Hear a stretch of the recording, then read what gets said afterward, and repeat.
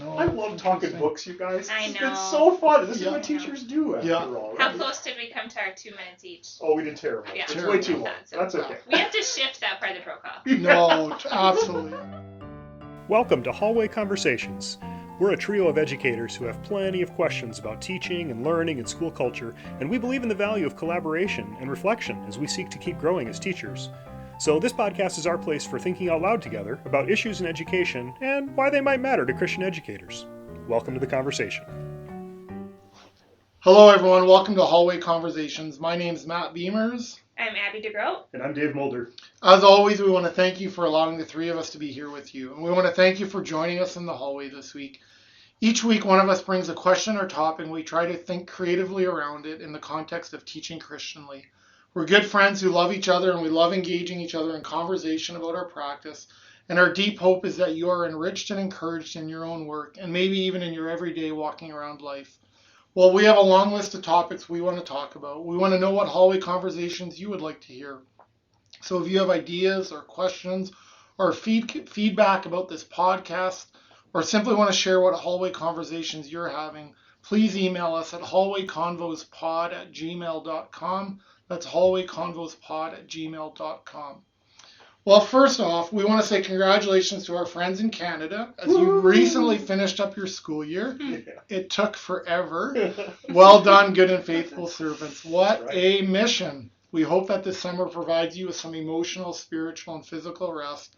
And in saying that, I also hope this summer allows you to play and delight in God's creation. Today on our podcast, we want to try something different. We know that many of you read over the summer, and so we decided to wait until our Canadian friends were done to talk about a few of our favorite books. We are going to do this a few times over the summer, and our hope is that one of these books might resonate with you. You might know that we are big into protocols, so we actually sort of invented one up, and we're calling it 2 by 2 by 2, which actually isn't a great name, but it's the best we got in the beginning of July. That's right. But here's how it's going to work. We are each allowed to bring 2 books and mention 2 things about the book, and you only get 2 minutes to address the book, which we all know is going to be harder for me than anyone else in this room. I have to see that happen. Right? Abby has no confidence. Less time is fine, but more time means that the other 2 people in the room will probably make booing or hissing noises, which is not good for anyone. We're going to be throwing things at you, Matthew. All right. So, in that context, Abby, Dave, sorry, I just got an evil glare from Abby. Dave, I'm going to turn it over to you. Sure. And why don't you share one of your books to start? All right. So one of the books that I brought, and I read this one for the first time as part of a professional learning community with other professors here at this institution. The book is called Small Teaching. It's by James Lang. I should just say, too, we'll put all the books that we're mentioning here in the show notes. So if you want to go back, you'll have easy access to them that way. And small teaching, the main idea of this book is kind of like small ball in baseball, right? Like so often we think in baseball you're going to be swinging for the fences every time. You got to hit a home run. And his argument is, actually most of the time you just need a base hit. And the analogy for teachers being, if you're trying to reimagine your teaching practice every semester, every year, that's an awful lot of work. What if there's smaller things that you could do next week where it's a base hit kind of a thing, not a home run maybe. And so the whole book is research-based strategies for things you could do to tweak your teaching practice. Okay, that's the basic premise of it. My 2 key things about the book. Number 1, there's a neuroscience basis for all of the suggestions that he brings up in this book. He's applying the science of how people learn, and the way that he structures it, he introduces it. So like in theory, here's what's going on in people's brains. And then here's some ideas for how you can leverage that as a teaching technique. And then he does a little recap at the end. And so even if it's a book you've read before and you're like, oh man, I just need to go back and revisit. There's like a summary for each chapter that it gives it. And I know, Abby, you read this one too. I have. I love it. Yeah, it's interesting. Okay, so that's the one thing I'll do, so knowing that there's a neuroscience background. The other thing I figured I would tell you just for this one, I'll give you an example. There's 9 basic strategies he goes through in the book. One of them is retrieving, and the idea here is that we want to actually help students remember the things that they have had the opportunity to learn. And so how do you do that? Well, you got to have them practice retrieval, have them practice ways of, hey, remember what we learned before. And a couple of the ways that he suggests doing that, you could start with an opening question, like, before we start, can anyone remind me what we talked about in class on Monday? Or what were we working on in class last week, right? To call back that way. And even just the act of trying to remember, he goes through the neuroscience for this, it helps you actually remember it better after trying to remember things, right? So that's kind of fascinating to me. Similarly, you could end with a closing question. So at the end of class, so what are the 3 most important things you need to remember from today's lesson? And just like have them right then and there, write them down or something like that. And then he gives some other suggestions for things that you could do kind of intermittently. So having students do a reading check or using frequent quizzing. And I know pop quizzes have fallen out of favor, so maybe don't grade these things, but to just like make that a normal rhythm in your class that you're going to quiz. Spacing out due dates. That seems like a really small thing, but to not have everything due all at once, but for a particular project, maybe have some spaced out due dates and have some built-in reflection points along with it. Right? So anyway, I found this book very helpful. It's very practical, and yeah, there's 9 different strategies, and it's worth checking it out. I use so many of them. Yeah. Yeah, after reading that book. Yeah. Once you get into it, it just kind of opens your eyes a little bit to the possibilities. Immediately applicable. Nice. How about you, Matt? Yeah, so the book I picked is, in some senses, non-educational. I mean, all books are educational, but it's the kind of book that I find myself reading in the summer. So this is Barbara Brown Taylor, An Altar in the World, A Geography of Faith. And so I'm really big, I really have come to appreciate, especially probably in the last 8 or 10 years, this idea of formational practices. This idea that that started with Jamie Smith's book, Desiring the Kingdom, which I've mentioned quite a few times here, but it's really kind of morphed it from that to like, what are these practices doing to us? And so I was really drawn to this because each of the chapters begins with like the practice of. So it's all these different practices. But one of the fundamental questions that kind of comes from Taylor's book is this idea of like, how do we meet God outside of the church building? So, the way I was raised, I was always taught that God reveals himself through scripture and creation. Like those are his two books. And I think I learned to do that, in creation, sort of in the big things. So like living in the Pacific Northwest, right? Oh, like look at Mount Baker, look how God, or at Richmond Nature Park when our dad would take us there on Sunday afternoons, or even watching the Northern Lights at Campbell River on Vancouver Island, right? God was real and it was tangible, but it somehow took me a long time to find God or to see how God reveals himself sort of in the mundane or everyday walking around life, right? Like we often now will talk about the sacred in the ordinary. And that was really hard for me, partly because I love those big things, but it was this idea of like, how do you find God in doing the dishes? Or how do you find, what's the sacredness of giving feedback on student work or picking up garbage in the playground? Like how are those sacred moments? Like one of the lines, it's not my line, I mean, a lot of people use it, is that this idea that small things are big things. And I believe that in terms of the sacredness of saying like those small things actually reveal God in pretty big ways. So, sure, yeah. So the one thing was just this idea of the practice of, and one of the chapters that resonated very deeply with me was this idea of the practice of paying attention. I think one of our callings as friends, as a parent, as teachers, is this idea of paying attention to kids, whether it's how they're feeling, what's the look on their face, paying attention to using their names, a haircut, all those little things that you think, man, those are like, there's sacredness in all those things, and to name those things to kids. And so Taylor for me was a reminder for me of like pay attention in a classroom, pay attention to the what we might call the hidden curriculum almost of the kids are walking into your class every day. What do you need to notice about them? So that was one thing. And the second part that became a really big part of my life was this practice of pronouncing blessings. So again, the way I was raised, sort of the only person that or the only example I had of blessing was the pastor. Like the pastor was sort of the only person, and the pastor was the only person who could actually raise their hands and give a blessing. Yeah. For some reason, I just thought, pastors are the only people who can do this. And And then a number of years ago, our daughter Emma was born, who's actually unbelievably a student in Abby's class now. But we had a family visit, an elder from our church who was also an elder at the time. His name was Hans, and he came for a visit, and it was actually a beautiful visit.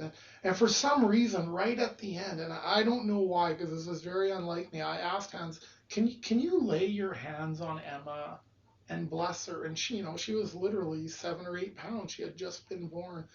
And he did that. And for some reason, that made such a profound, with all due respect to Hans, I don't remember anything else about that visit, but Right. I remember that. And when I read Taylor's book, for some reason, I made a connection between the importance of blessing, like literally blessing others, and Hans blessing Emma in that moment. And it's sort of, after I read this book, I actually started trying to incorporate this into my practices. And so now we use the number 6 blessing. It started just in our family. We do it at the end of devotions. I'll do it in the middle of the day, or our kids are out to drive somewhere, or they're just having a bad day, and it's sort of this, I just want to, you need to be blessed. I want you to receive God's blessing, and we'll lay our hands on each other and bless each other. And then it just sort of morphed from there. I started doing it at the end of every chapel at the last school I was at. I'd have the kids stand up and put their hands up, and I would bless them, and I'd ask them to pass the peace of Christ to each other. And then I started doing it on Friday afternoons, and we'd gather as a faculty, and I'd bless them, and we'd pass the peace of Christ. And now, even as a professor here on Friday afternoons, it's before the kids scatter for the weekend, I bless them, and it's this idea of, hey, we gather together as a family or as a class or whatever, and before we scatter, let's bless each other and send each other on the way. And so I guess Brown reminded me of the importance that before we go our separate ways, let's know that we're blessed by God and be a blessing to each other. So those are my two things. Thanks for sharing that.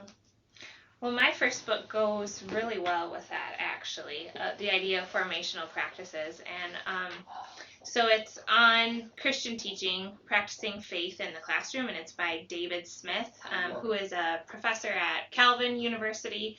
And my first exposure to this book, I think, too, was a professional study that we did with faculty here at Dordt. And just was super formational for me in the way that David Smith introduced looking at Christian teaching not only through the lens of content and curriculum, but through the lens of pedagogy. And the two things that he argues in this book are, well, the first of all, so my first thing is that pedagogical choices carry at least as much weight informing our students as curricular choices do. And so as a Christian teacher, I don't think I had ever fully heard that message, or at least absorbed and practiced that idea, that the way that I was teaching, what I chose to open with and how I ran a classroom were forming my students. Yes. You talk about formational practices. Those things are powerful formative experiences for students. And I've heard Smith speak several times. One of the examples, the more profound examples I've heard him use that I don't think is in the book, but that I've heard him use that in a speech, is he asked the question, what are students in a Bible class, for example, at a Christian high school, what ideas are they absorbing when he observed a class where the teacher was teaching about the Sermon on the Mount, right? Blessed are the meek.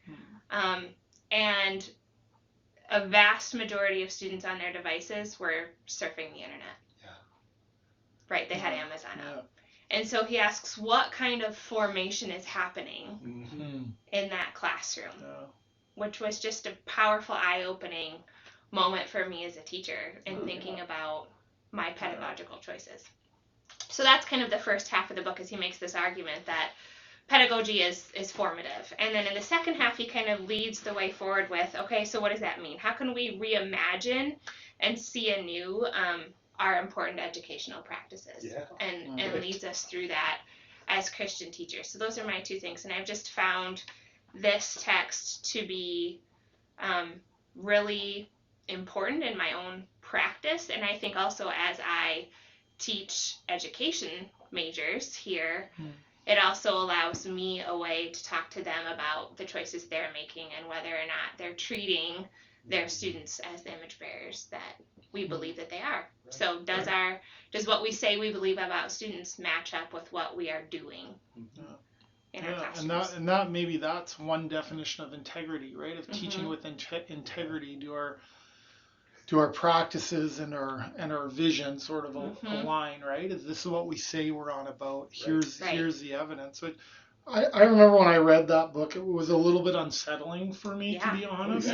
Same. It forced me to, like, I think Smith forced me to ask questions that I would say are courageous questions to ask. Like, it takes courage to ask questions, and I think, at least for myself, I sometimes want to avoid those questions because you have an inkling.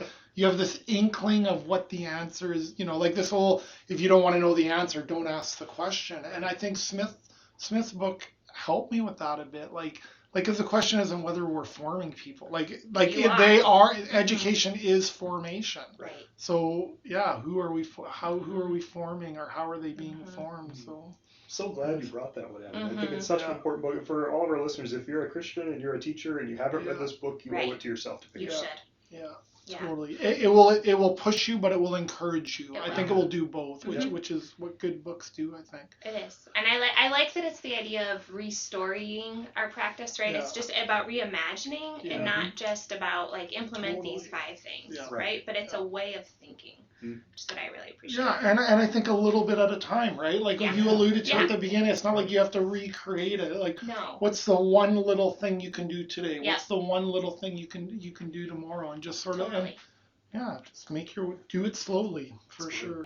All right, so my second book kind of piggybacks on my first, in that it's a way to kind of take that idea that David Smith has about pedagogy and see what it looks like to marry that with a discipline. So the discipline that I teach most often is English, right? I'm a former high school English teacher. I teach English methods to undergrads here. And so the book that I brought was Right Beside Them by Penny Kittle. And it really argues that teachers of writing, this is a book specifically to writing, should be also themselves writers. Which I fully admit that as a former teacher of writing, I did not always practice. Sure. And didn't really see a need for, and she has convinced me otherwise. And her basic argument is that it allows us a knowledge of working inside the craft that we can't have if we're not doing it. And so, as an example, you would never expect a music teacher not to be playing music or a PE teacher not to be exercising, right? And so, in the same way, why would you not expect a teacher of writing to also be practicing that discipline themselves? And so this fall, I actually implemented, as I taught this book to my undergrad students, we wrote together and I wrote with them. Oh, yeah. And it was speaking of formative practices, it was one of the most formational things I've ever done as a teacher with my students. And so we would start every class period that we studied this book with a prompt or a mentor text, and we would write, and then we would share. And I learned through that experience, and also that Kittle talks about the experiences of her students as well. This is my second thing. Students, especially adolescent students, are craving opportunities to safely be authentic and explore big ideas, right? And if you can create a classroom where they can do that and teach them how to do it well, they will rise to that occasion. And I believe that with the power of writing and the power of seeing ideas that you formed on paper. I just believe that, and again, you have to do it well. That atmosphere doesn't just happen. You have to build toward it. You have to scaffold it. She has all kinds of ideas about how to do that, but it was a really cool experience for me and my students. And I think if you're an English teacher, or even if you teach junior high, upper elementary, this book has a lot of promise for the practice of teaching students how to write, which is important in all areas and disciplines. You're right. So those are my two. Oh, that's good. Thanks for sharing. Thanks for that, Abby. Hey, my second book is Leading with a Limp by Dan Allender. And maybe these two things are really one thing, but this was a really important book for me because So I'm an Enneagram 3, so I'm just going to name that. And one of the struggles for me with that is that I often morph into the person that I think others want me to be, like the performer. Right. And so when I started getting into school leadership, and this was probably true when I was teaching, but especially when I got into school leadership, my identity was really bound not in who God was calling me to be or how God created me, but more in who I thought others wanted me to be. And so this book was sort of, so this belief for me, that I'm not my own but belong body and soul to my faithful Savior Jesus Christ. And yet, that there are times where that, if I'm honest, like even though I knew that to be true, that didn't feel like it was sufficient enough. So my identity was often found in my performance, and my performance was based on what I thought I needed to be. And so when I first started as a principal, and this probably throughout my whole time as a school leader, I think you have an inflated sense of self-importance. The good things that happen, you sometimes can take too much credit for, and sometimes when bad things happen, you also blame yourself more for that. And so, but it was this idea that we are going to fall short, and how do we lead out of our brokenness to be more my authentic self, I guess. And so in the end, it was one of the things that Allender taught me is, I can't fool myself, I can't fool others, I can't fool God. And it's maybe actually when we lead out of who we are, when we allow our identity to be found in God, that maybe that's actually what gives us authority, and people follow that person because people can spot a fake a mile away. So this idea of leading with a limp, and so that was one thing for me. It was really a release that I am enough, like His grace is sufficient for me. Sure. And then the second part, I think, was just a chapter from the book that he opened with that I'll never forget it. He asked the question, what's the single best word to describe you as a leader?